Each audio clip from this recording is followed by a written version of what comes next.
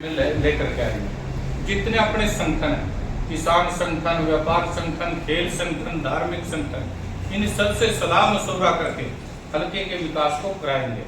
आज तक मैंने देखा है, पिछली जो प्लानें गई हैं उसमें क्या है कि विधायक और सरपंच कमरे में बैठ करके बात कर लेते हैं। विधायक कहता है मैंने आपके गांव में इतनी ग्रांट दे दी, लेकिन हकीकत में पता नहीं चलता वो ग्रांटें कहाँ जा रही है। अगर पुंडरी की जनता ने मुझे मौका दिया तो मैं एक बात कहता हूँ, जैसे पहले 30 साल पहले विधायक जनता के बीच आते थे, हम जो भी ग्रांट जिस भी गांव में देंगे गांव के लोगों से पूछ करके देंगे। जब गांव के लोग ये कहेंगे हमारे गांव में ये काम कराओ, तो गांव के बीच में ही ग्रांट मंजूर होगी। और उस ग्रांट का जब गांव वालों को पता होगा कि हमारे गांव में इतना पैसा इस चीज का आया, तो गांव वाले भी उसकी रखवाली करेंगे। हरपाल जी ने सत्ता की चकाचौंध को देखा होगा, क्या उस चकाचौंध को देख करके ही हरपाल पहलवान की महत्वाकांक्षा तो भी बढ़ी कि मुझे भी विधायक बन जाना चाहिए? मैंने कभी भी महत्वाकांक्षाएं रखी ही नहीं। मैंने एक चीज देखी है, सत्ता का भी मैंने देखा है, सरकार में हम रहे हैं, लेकिन हमारे गुरुजनों ने शुरू से ही एक बात बताई थी जब हम पहलवानी थे। उन्होंने कहा था बेटा ताकत का नशा बहुत बड़ा नशा है, अगर इसे कोई संभाल गया तो वो पारस है, और नहीं तो ताकत शरीर में होती है तो बंदा झगड़े करता है। पैसे का नशा उससे भी बड़ा नशा है, जब पैसा हो जाएगा तो बंदा कई बार उल्टे कामों पे चल जाता है। जिसने भी इसको संभाल लिया तो वो पारस है।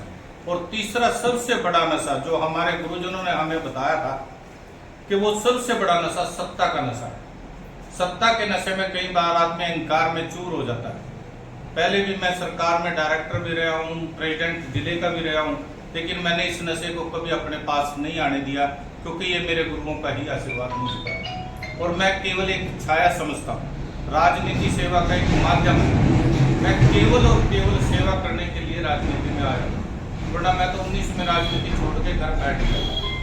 कुछ साथियों ने कहा कि आप आओ, चुनाव लड़ो, हल्के की सेवा करो। जनता ने मौका दिया तो पूरा एक ही कार्य होगा कि अपने क्षेत्र की सेवा करना, अपनी मातृभूमि का ऋण चुकाना।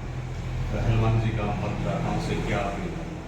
मेरी पुंडरी के मतदाताओं से अपील है कि वो आपस के गिले शिकवे शिकायतों को भूल करके 36 बरादरी का भाईचारा एक कर 5 तारीख को, आने वाली 5 तारीख को अपना कीमती वोट गैस सिलेंडर का बटन दबा करके अपने इस भाई को, अपने इस बेटे को विधानसभा में भेजने का काम करें। मैं आपके क्षेत्र की पूरी लड़ाई लड़ूंगा, कभी भी अपने क्षेत्र को पीछे नहीं रहने देंगे। हरियाणा के नंबर 1 के हलकों में इस हल्के को शामिल किया जाएगा, किया जा सकता।